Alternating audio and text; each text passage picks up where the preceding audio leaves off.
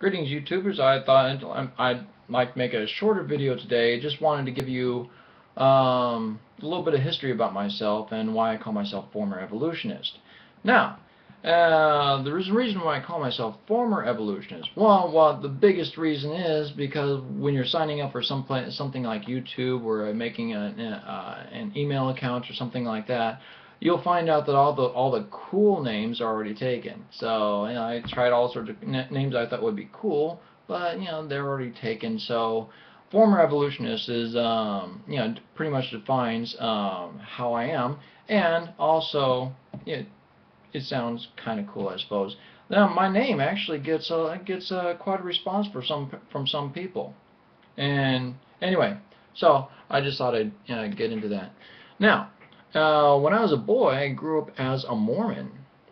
So I used to go to the Mormon church, and I learned that the Mormon church was the only true church of the face of the earth, and and whenever people giving their testimony, they say, "I know the church is true. I know Joseph Smith was a prophet." Anyway, and that's kind of what I had to deal with. And the Mormons read the King James Bible, among other things, with the Doctrine and Covenants, like the Book of Mormon, Pearl of Great Price, whatever. So I ended up reading. I grew up reading those. I grew up reading the King James Bible, which I still read, by the way. So, but I was reading when I went to elementary school, and middle school. Well, I called it junior high when I was going through. When going to junior high and such, I always I was reading my Bible, but I was also reading like science books, science textbooks, or something like this. This is not the one I was reading. This is a little bit newer. I actually like this book, despite its despite some of its claims. Now, so I was reading my Bible, and I was reading this, and it seemed that they're almost opposite on every side. Now, this was saying God created everything. This one would be saying that God evolved.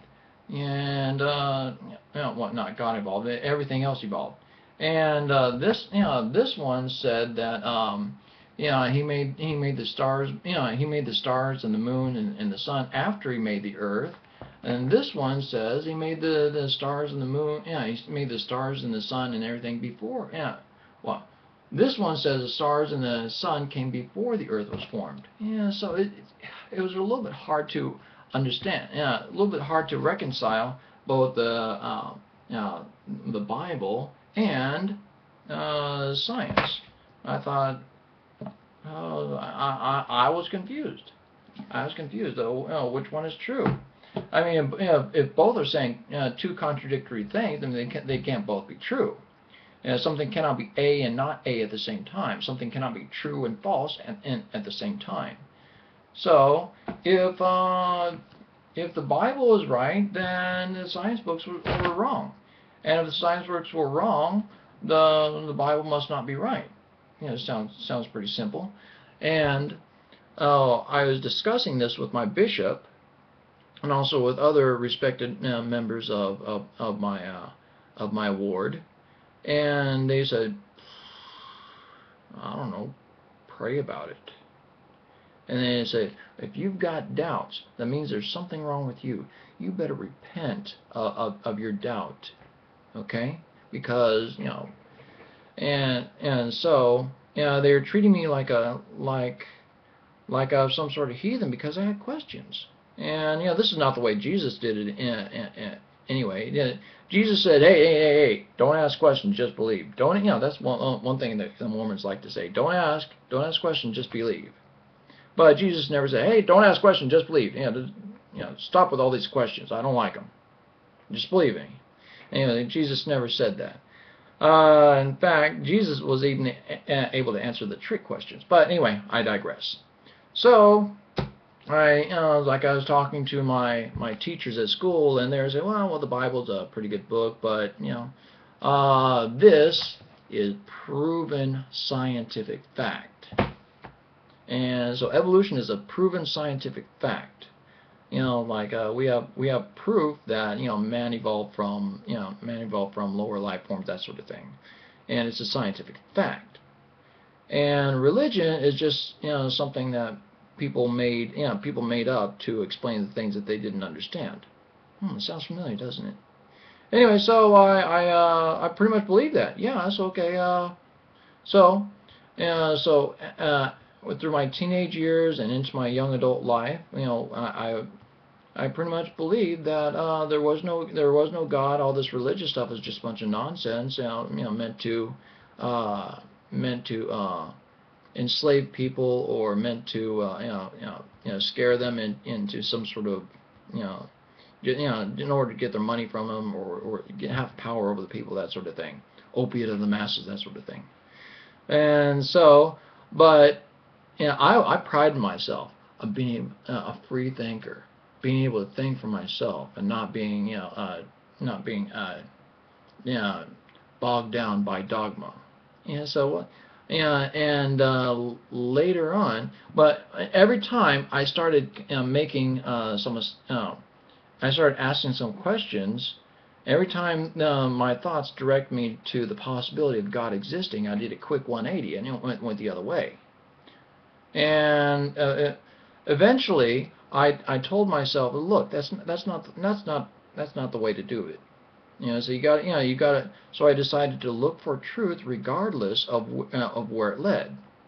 And so I wasn't a Christian yet. I just well, maybe God exists.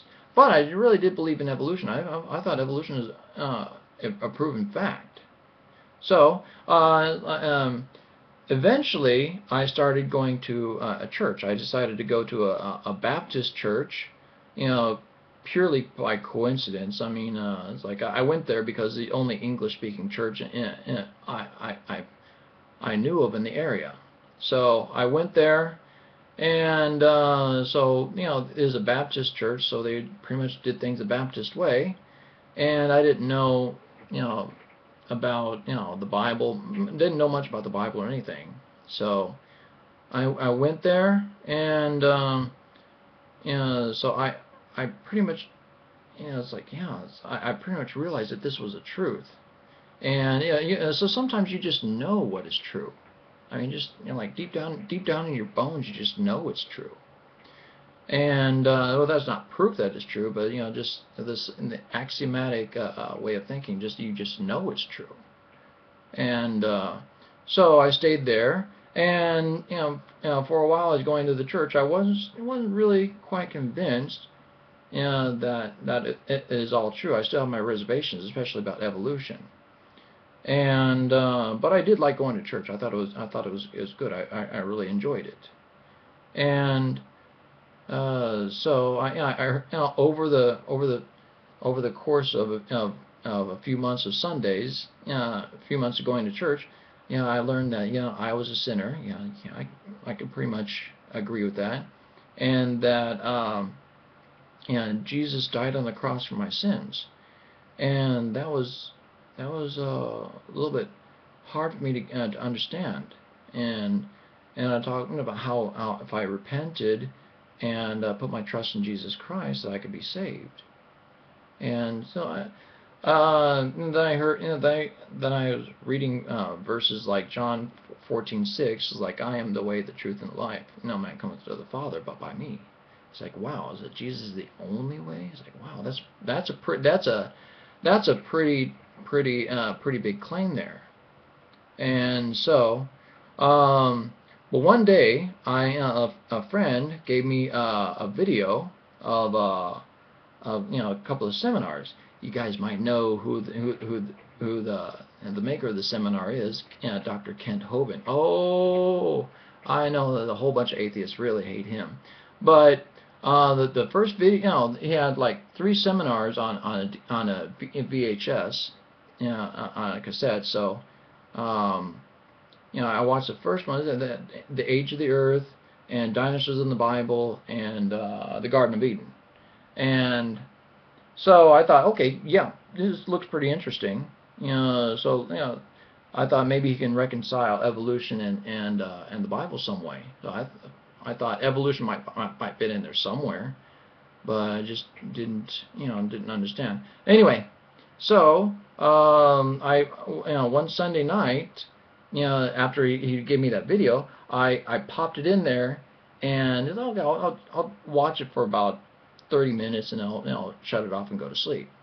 Anyway, so to make a long story short, I was up until 4 o'clock in the morning, stopping, rewinding, taking notes, and it's like my jaw just hit the floor. I mean, it's just like, and I just when the invitation at the end where Ken Hovind was talking about the gospel message, I thought, wow, it's it's like I just told myself, like and Hovind was saying that God hates sin. I saw those fossils and all the evidence for the flood and things like that, and it's like God hates sin. And it's like, and I just then I said, all right, God, I've got no more excuses. I've got no more defenses left. I mean, you got me, and I surrender.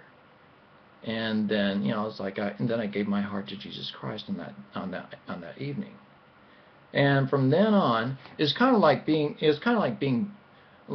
needing glasses, but it's like having poor vision for almost all of your life, and then you get a pair of glasses on, then you can see everything so clearly. And that's pretty much how it felt like with me. It's like ever since that moment, I just have this sort of clarity of thought. And after becoming a Christian is when I really started taking an interest in logic. And so, one book I had to study with was Introduction to Logic by Irving Copey and Carl Cohen. It's 12th edition, by the way. Really good book. You should read this. Now, as far when it comes to religion, it's kind of neutral. It doesn't say anything good or bad about religion, or just kind of pretty much doesn't touch religion much at all. It just focuses on, well, the title says it all, Introduction to Logic. Okay, so that is how I came to study about all sorts of logic and fallacies and things like that. And and before I was really into creationism, like fossils and distance of stars and that sort of thing. But after a while, I figured out, hey, it's useless in discussing the evidence, because they're sure that the evidence supports what they believe. But if you attack the logic and what it's based on, if you can show how their reasoning is faulty, then it doesn't matter what evidence they have. Well, anyway, I got to keep this under 15 minutes, so I thought you might want to know why I am former evolutionist, not anything else. So really, what I would suggest that you do is that all of you atheists, all of you free thinkers, truly, really start to think for yourself, and but search for the truth no matter where it leads. Okay, and that's all I can hope for. And God bless. Bye.